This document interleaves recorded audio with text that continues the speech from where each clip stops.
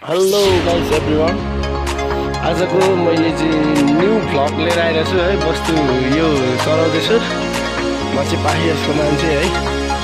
यो ठाउँमा चाहिँ के भन्नुहुन्छ भने यस्ता फलहरू निकै प्रचलित पाइरहेको रहेछ।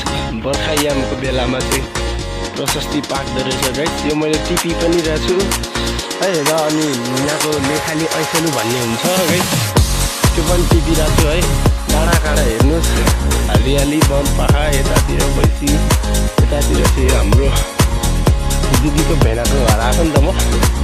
त्यो भएर चाहिँ अब कस्तो चाहिँ रहेछ भन्ने डुल्दै आइदिएर पछाडितिर आइदिरहेको छौँ।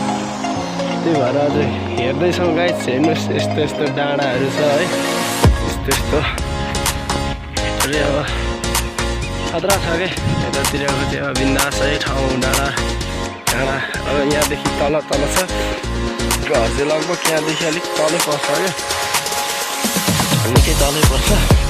त्यहाँ चाहिँ हामी चराउन अब सिस्कुली नि साह्रो नमजा पऱ्यो। यस्तो छ क्या गाइस डाँडा, देख्नु न हरियाली छ। यतातिर जङ्गलै जङ्गल छ क्या। माथि चाहिँ खोइ के गर्दैछ मान्छेले, त्यो भएर चाहिँ पारिरहेको छ। मैले चाहिँ गाइस फल देखाउँदैछु है।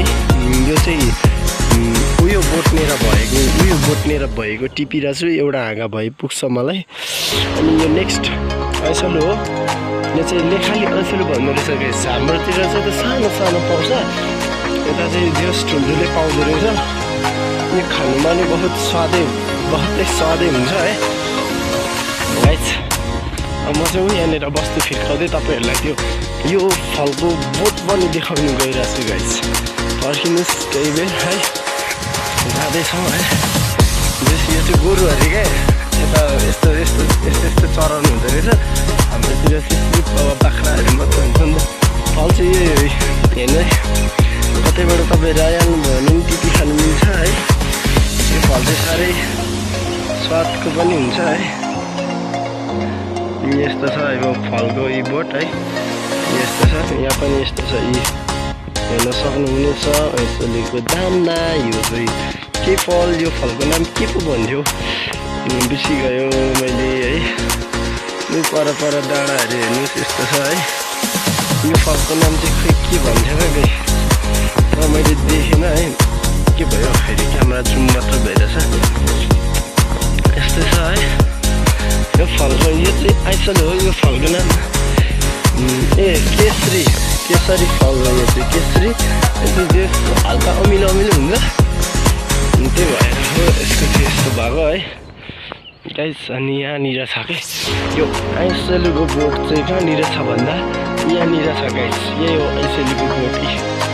हेर्नुहोस् यहाँ चाहिँ कस्तो भने यस्तो फलहरू लागिरहेछ क्या। यो पाक्नुमा धेरै टाइम लाग्दो रहेछ, निकै रहेछ। अनि मैले यसो टिप्दैछु है। यहाँ अझै पनि रहेछ।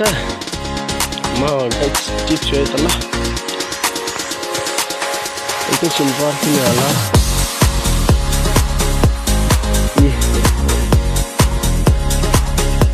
यहाँ नि छ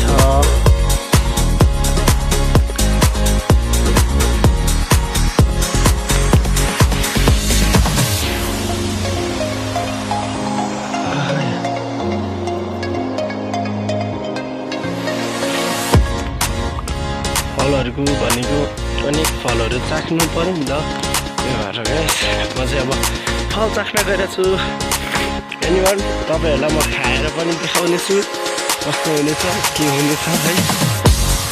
हेर्नु होला, माया गरेर लाइक एन्ड सब्सक्राइब पनि गरिदिनु होला।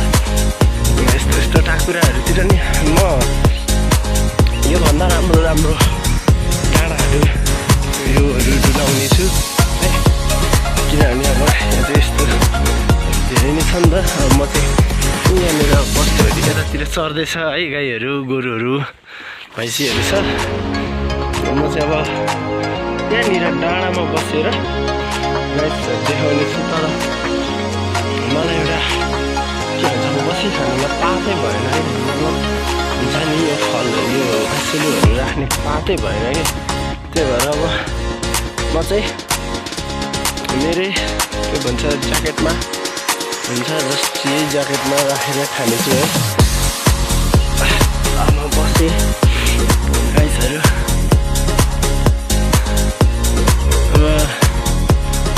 छ है।